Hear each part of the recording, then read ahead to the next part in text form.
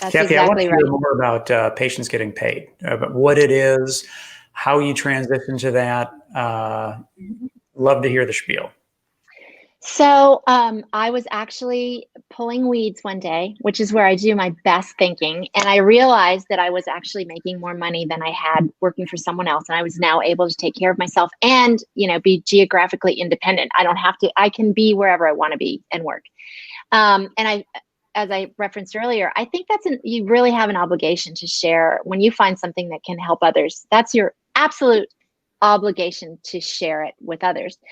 So in thinking of how best to do that, I knew I wanted to have some sort of coursework to explain and listing of resources, like where do you go to find these gigs, for instance, in patient advocacy, and how do you build a website, and how do you build a podcast, and how do you monetize those things, and how do you get health insurance? I mean, these are the kinds of questions that people have. How much do you actually make when you write an article for WebMD?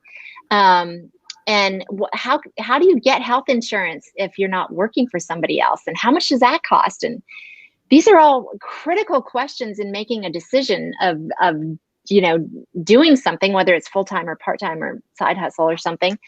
But there were no answers. I mean, I just kind of had to figure them out for myself. So I wanted to share all of that knowledge with people. And the original intention was I was going to have a membership site because, right, I love community.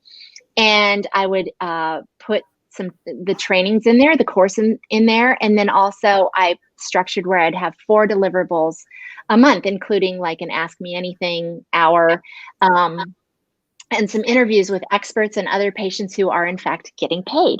And that was all scheduled to go. 10/10/2020, I was going to launch that because that just spoke to my marketer's heart that date.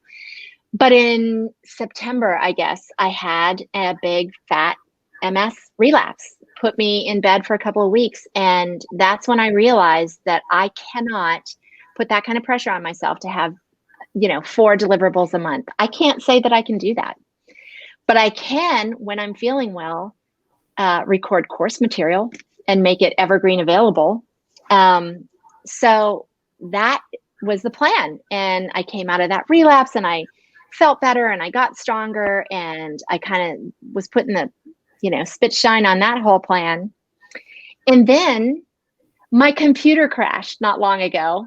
And I will save the gory details, but apparently this is pure geek speak, but apparently there's a partition on a hard drive, and that is where all of my materials for patients getting paid sat. And that part, just that one little part, was not being backed up. So I'm starting completely over from the beginning. And so you had it backed up to your knowledge to the cloud, but not. And yeah. Carbonite, I've been paying Carbonite for years. This is 2.5 years worth of work. And my external hard drive, but there was this one little space apparently that was not being backed up. And that's where all my patients getting paid information. So let's go resilience. I just emailed, this was just a couple of weeks ago, and I emailed my list. So that's the other thing, is start a list immediately. So I was able to email my list and say, you are not going to believe what just happened. But never say die. I mean, I know this is good. I know this is going to help people. So I still have the same knowledge. In fact, I have more knowledge now because that started 2.5 years ago. So let's build back better, right? So I asked people to send me, what do you want to learn? What do you want to know? And how do you want to learn it? And I was inundated with a lot of really thoughtful emails. That's just going to help me build back better. So I'm working. The Fervent 4 is powered by the Small Business Development Center, which helps local small businesses grow through counseling. If you're interested in learning more on how the SBDC can help your business, head to startwheel.org/weekly. You said build a list. What does that mean? An email list. So as soon as you start anything online, I'm a huge proponent for put an opt-in form on whatever it is and build a list. And, a lot of people, pretty much everyone says you have to have a lead magnet on there, meaning giving people something in exchange for their email address. And then you capture that email address, and then you can use that. You own that, as opposed to like You don't renting know. space on Facebook. You don't understand who the database of Facebook is. You can't really directly talk to them, right? Yeah. Well, not only that, but if they make a decision and they change their algorithm, or who knows? When you're using somebody else's real estate, you're at their will. Right. And much better to capitalize on capturing your own people. They're interested, get them on an email list. And this is just proof positive. I mean, I was able to, I lost everything. But I'm not starting from scratch, because I have this list of low-hanging fruit that not only will I launch to, but I can go to as a resource and say, what do you need? What do you want?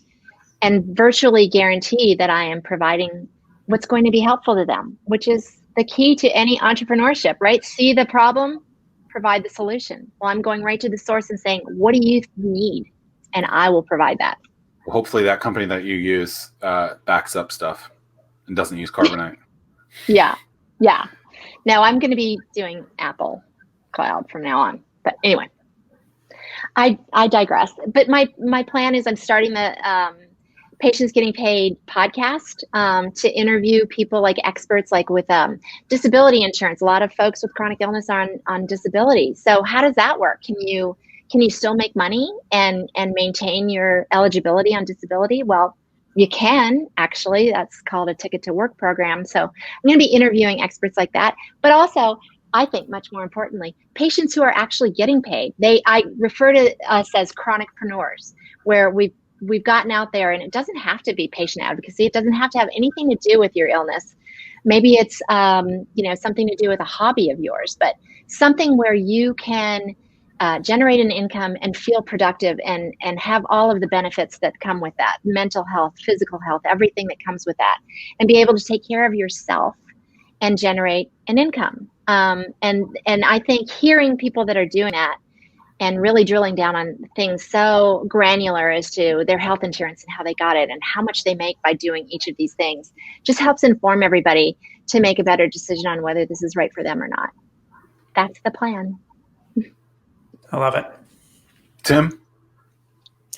Super insightful. I love the passion. I love the authenticity, the sense of community, building the community. I mean, this was a great episode. I appreciate your time, and I love the story.